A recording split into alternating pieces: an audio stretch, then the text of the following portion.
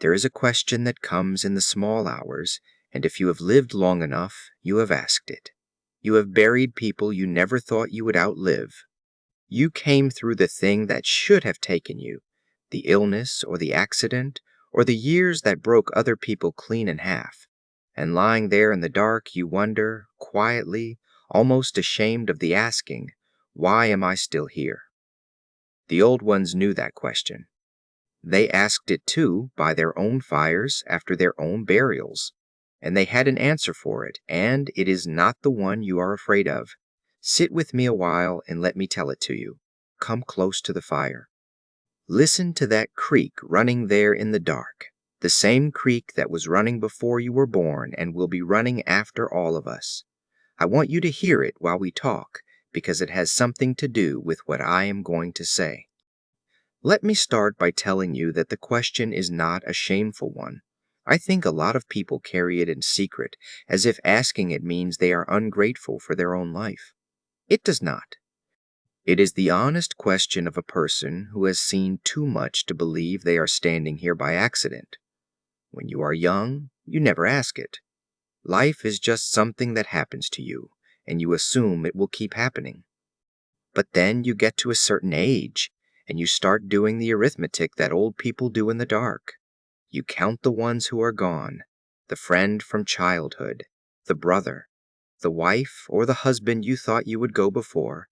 Sometimes, God help us, a child, which is a grief no one should ever have to carry, and which some of you are carrying tonight. And you count, and then you look down at your own two hands, still working, still here, and the question comes up out of the ground, why me? Why am I the one still sitting by this fire? So before I go one step further, I want to say the most important thing I will say all night. And I want to say it plain, because I have seen this thing hurt too many good people. You being here is not a verdict on the ones who went. Do you hear me? The old ones never taught that the ones who left early were loved less, or worth less, or that they failed at something, or that they were not needed as much as you.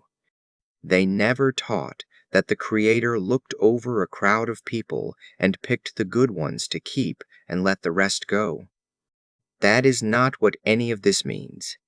And if some part of you has been quietly believing that you got something you did not deserve while better people than you went into the ground, then I want you to set that burden down right here, tonight, at this fire. You did not take anyone's place. There is no line where one person going early bought you extra time. Your breath is not a judgment on theirs. The ones you loved were not overlooked. They finished, and you have not, and that is the whole of the difference. It is not a ranking. It is a timing. I want to sit on that a moment longer, because I know how the mind fights it at 3 in the morning. The mind wants a reason, and when it cannot find a good one, it will take a cruel one just to have something to hold. So it says, they were better than me, and they are gone, and I am the one who is left, so there must be something wrong with the arrangement. I have heard that from strong men who could not say it above a whisper.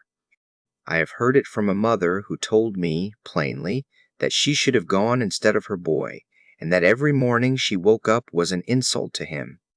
And I will tell you what I told her. I said, "Do you think your son wants his mother to serve a sentence? Is that the last thing he would ask of you? That you spend whatever years you have left apologizing for having them? Because I never met a soul who loved somebody and wished them a life of guilt. The ones who love us want us to live. That is the only thing the dead have ever asked of the living. If your people could speak to you tonight, not one of them would say you stole this from me. They would say, you are still there, so go on and be there properly. Now, with that set down, let me tell you what the old ones did believe, because it is a good and steady thing.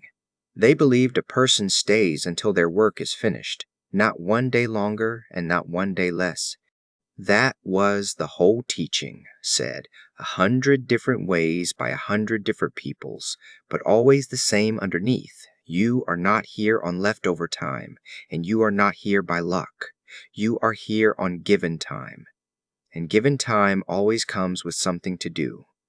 Now that will land on some of you strangely, because you are 80 years old and your knees are gone, and you think the time for doing anything useful ran out a long while back. So let me be careful here, because this is where people get it wrong. The work the old ones meant is not the work of your young years. That work is over. You raised what you raised, you built what you built, you carried what you carried, and no one is asking you to do it again. You do not owe anybody another 30 years of labor.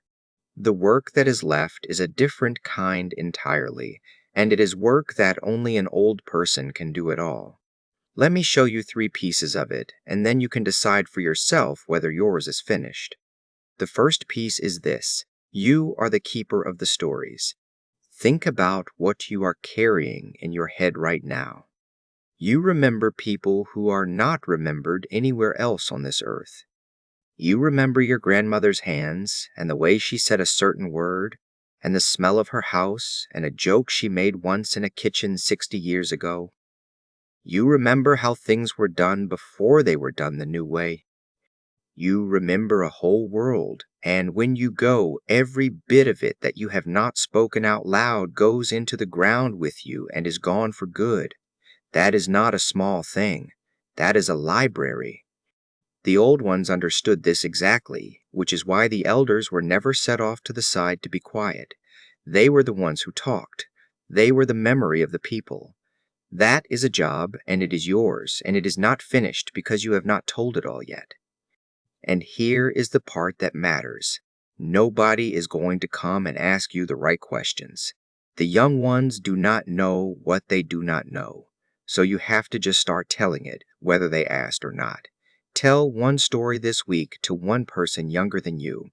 That alone is a reason to still be here.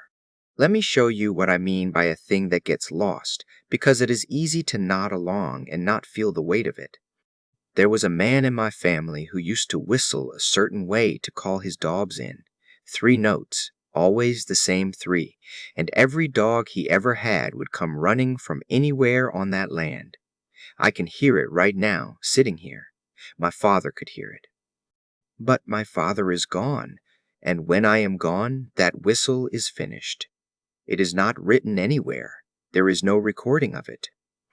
It existed in the world for about 90 years, and then it will simply stop, the way a candle stops, and the world will be very slightly poorer and will not even know it. Now you might say, well, it is only a whistle, but your head is full of whistles. It is full of 1,000 small things exactly like that, and each one is a piece of a person. And when you tell one of them out loud to somebody younger, you have just carried a human being across a river they could not cross by themselves. That is not nothing. In the old way of counting, that is close to the most important thing a person can do. The second piece is this: someone still needs you. Now I know what happens in the head when I say that. You think of how much smaller your life has gotten, how few people call, how the phone can go 3 days without ringing, and you think, needed by who exactly? But listen to me. The old ones knew you do not need to be needed by many to be needed truly. One is enough. One is a whole reason. Maybe it is a grandchild who does not have another soul on this earth who thinks they are wonderful, and you are the one who does.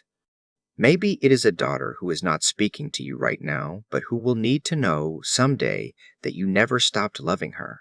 Maybe it is a neighbor who has nobody, and your face at the door on a Tuesday is the only human thing in their whole week. Maybe it is a dog. Do not laugh at that. I have known men kept alive by a dog. Being needed by one is not a lesser kind of being needed. It is the whole thing. And if you cannot think of a single person tonight, then I will tell you the truth, as I see it. There is someone out there who has not met you yet, and you are still here because they are coming. I want to speak for a moment to those of you with a child who has gone quiet on you. I know some of you are sitting there right now with that particular stone in your chest. a son who does not call, a daughter who decided, for reasons you understand or do not understand at all, that she was done. And the years have gone by, and the silence has hardened into a wall you do not know how to climb. And you are old now, and you wonder if you will go into the ground without hearing that voice again. I am not going to stand here and promise you a reunion because I am an old storyteller and not a liar. But I will tell you this, and I believe it all the way down. As long as you are here, that door is open. That is not nothing. That is everything. Because the day you go, the door closes, and whatever she might one day want to say has nowhere left to land.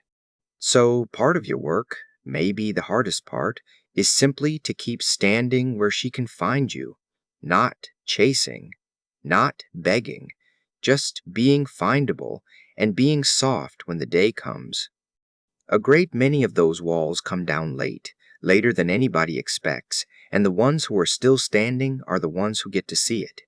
You cannot make that day come. But you can be alive for it, and being alive for it is a job, and it is yours, and it is not finished. The third piece is the one I think about most as I get older, and it is this: you are still here for the good you will never see. The old ones had a way of thinking about a life that I have never been able to shake. They said you cannot measure a life from inside it because most of what you do goes out past where your eyes can follow. You said a kind word to a boy 40 years ago, and you have forgotten it entirely, and that boy is an old man now who has lived his whole life differently because of it, and he never told you and never will. You did some small, honest thing when nobody was watching, and it changed a room, and that room changed a family. Most of your life is out there working right now, in places you will never visit, in people whose names you do not know. You are like a person who planted a whole valley of trees in the dark and never got to see the morning. That is not a sad thing. That is the biggest thing there is, and it is still going on every day you are here. You did something yesterday that mattered, and you do not know about it, and you never will. That is reason enough to get up tomorrow. Now let me tell you about a woman I knew, because these teachings are easier to hold when they come as a story. She was the last one left of her whole generation. Husband gone. All 4 of her brothers and sisters gone. Every friend she started out with gone. She was 91, and she lived alone with a cat, and I went to see her because I thought, in my young foolishness, that I was going to comfort her. And I asked her, gently as I could, whether it was hard being the last one.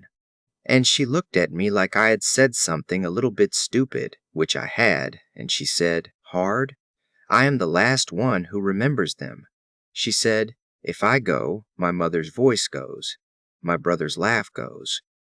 The way our house smelled at Christmas in 1943 goes." She said, "I am the last door those people have into this world, and I am not going to close it early."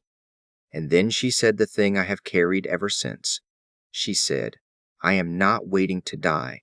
I am on duty." She lived 4 more years, and in those 4 years, she told everything she could remember to anyone who would sit still, including a foolish young man who came to comfort her and got taught instead. And when she finally went, she went easy, in her own bed, in the morning. She was not spared for any special reason. She was not better than her brothers and sisters who went before her. She was just not finished. And then she was, and she knew the difference. That is all any of us get, and it is enough. So hear me now, wherever you are sitting tonight. You are not the leftover. You are not overlooked by death, and you are not left behind by the people you loved. You are kept, and being kept means there is something in you that is not spent yet. Your work is not the work you used to do, and you can stop grieving that one. Your work now is to carry the stories, to be the one person somebody can come to, and to keep doing small good in a world that will never send you the receipt. And I want to say something to those of you who are hearing all this and thinking, that is fine for people who can still get around, but I can barely get out of my chair. I know. I am not asking you to go be useful in the way the world measures useful. The world's measure is worthless here and always was. A woman who cannot walk to her own mailbox can still be the reason a granddaughter believes she is loved. A man who cannot hear well can still be the only one who remembers what his father did in the war. You can be flat on your back and still be on duty, because the work I am describing is not done with the legs. It is done with the mouth and the memory and the heart, and those are the last things to go, and in many of you they are the strongest they have ever been. Do not let anybody, including the voice in your own head, tell you that a body slowing down means a person is finished. Those are two entirely different clocks. Here is what I would ask of you tomorrow, and it is small. Do one thing that only you can do. Tell one story that will die if you do not tell it. Call the one person who would light up to hear your voice. Do one kindness you will get no credit for. That is not busy work. That is you doing exactly what you were kept here to do. And when the question comes back in the dark some night, because it will, do not wrestle with it and do not feel ashamed of it. Just answer it. Say it out loud if you have to, the way that old woman would have. I am still here because I am not finished. I am not waiting. I am on duty. Listen to that creek out there. It has been running a long time and it will run a long time after us, and not one drop of it is wasted along the way. You are still in the current, my friend. You are still moving, still carrying things downstream to places you will never see. The ones who went ahead of you are not lost, and you are not left. You are just still going, and there is a reason for it, even on the mornings you cannot name it. Rest easy tonight. You are not here by accident. You never were. Sleep like a person who is still on duty, and let the morning come, and it will find you exactly where you are meant to be.